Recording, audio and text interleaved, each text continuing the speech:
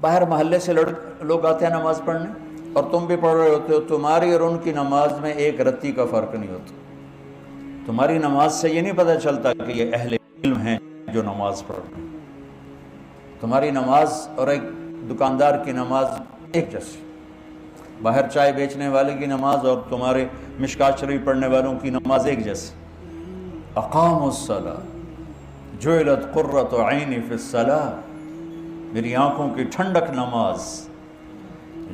قرۃ عینی عربی محاورہ ہے، اردو محاورہ نہیں ہے، یہ عربی محاورہ ہے، وہاں سے اردو میں آیا ہے کہ ریت کے طوفان میں جب آنکھوں میں گرم ریت پڑتی تھی اور اونٹ تو آنکھیں بند کر لیتا تھا، لیکن چلانے والا تو آنکھیں بند نہیں کر سکتا، اسے تو راستہ دیکھنا ہے، تو وہ گرم ریت اس کی آنکھوں کو جلا دیتی تھی۔ تو چلتے چلتے چلتے چلتے جب اسے کوئی اونٹ نظر آتی، کوئی پہاڑی نظر آتی، کوئی کھو نظر آتی، کوئی چٹان نظر آتی، وہ اونٹنوں کو بٹھا کے بھاگ کے اس کے نیچے چھپتا اور جلدی سے مشکیزہ نکال کے پانی لے کر اپنی آنکھوں میں ڈالتا، اور تھوڑی سی جب ٹھنڈک ہوتی تو کہتا شکر ہے آنکھیں ٹھنڈی ہو گئیں۔ اس بدو سے سمجھو کہ نماز کی ٹھنڈک میرا نبی کیا کہہ رہا۔ ہم کیا سمجھیں؟ ہم نے تو اے سی والی مسجد میں نماز پڑھنی، ہمیں کیا خبر کہ آنکھوں کی، میری آنکھوں کی ٹھنڈک نماز۔ ہمارا تو ٹھا ٹھا ٹھا ٹھا ٹھا چل رہے ہوتے۔ اقاموا الصلاۃ، نماز۔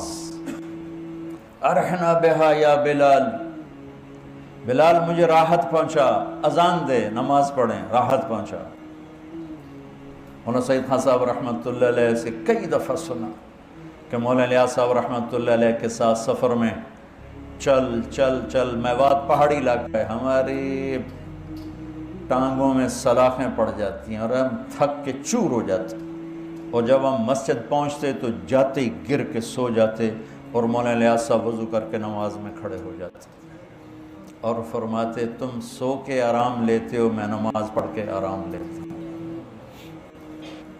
اور میں نے مولانا سید خان صاحب رحمۃ اللہ علیہ کو خود دیکھا، ان کی وفات سے ایک ہفتہ پہلے وہ غشی میں تھی، اذان ہوئی تو ان کے نواسے نے کان میں کہا الصلاۃ، تو آنکھیں کھول دیں، اٹھ کے بیٹھے، ٹوائلٹ ان کو لے گئے، وضو کیا، میں ساتھ تھا، ویل چیئر پر لے کر ہم مسجد میں آئے، ویل چیئر سے کھڑے ہوئے، اور جب نماز کی ہوئی نا اللہ اکبر، تو میری آنکھوں نے دیکھا وہ یوں ہوئے ایسے، اور اللہ اکبر، 4 رکعت عصر ساری پڑھی، اور اس سلام پھرتے ہی پھر یوں ہوئے، اور جب آ کے لٹایا پھر بے ہوش ہو گئے۔ نماز ایسے پڑھی جیسے ایک نوجوان پڑھتا ہے، اس سے پہلے بھی بے ہوش، اس کے بعد بھی بے ہوش۔ جعلت قرۃ عینی فی الصلاۃ، یہ نماز بنانی پڑتی ہے، پڑھنے سے نماز نہیں بنتی، بنانے سے نماز بنتی ہے، اور میں اللہ کے سامنے کھڑا ہوں، یہ ہے اقامت صلاۃ۔ اور میری اور میرے رب کی گفتگو ہے جو کہ جعلت الصلاۃ بینی و بین عبدی، کہ نماز میرے اور میرے بندے کے درمیان مکالمہ ہے، میرا بندہ مجھ سے مناجات کرتا ہے، مجھ سے باتیں کرتا ہے۔ حضرت علی کا فرمان ہے جب میرا دل کرتا ہے میں اللہ سے بات کروں میں نماز پڑھتا ہوں، اور جب میرا دل کرتا ہے اللہ مجھ سے بات کرے تو میں قرآن پڑھتا ہوں۔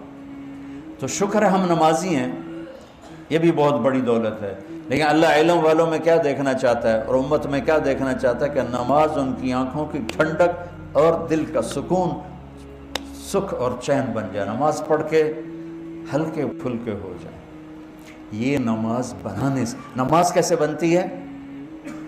پہلے باہر محنت کرنی پڑتی ہے، وہ کیا؟ آنکھ غلط نہ دیکھے۔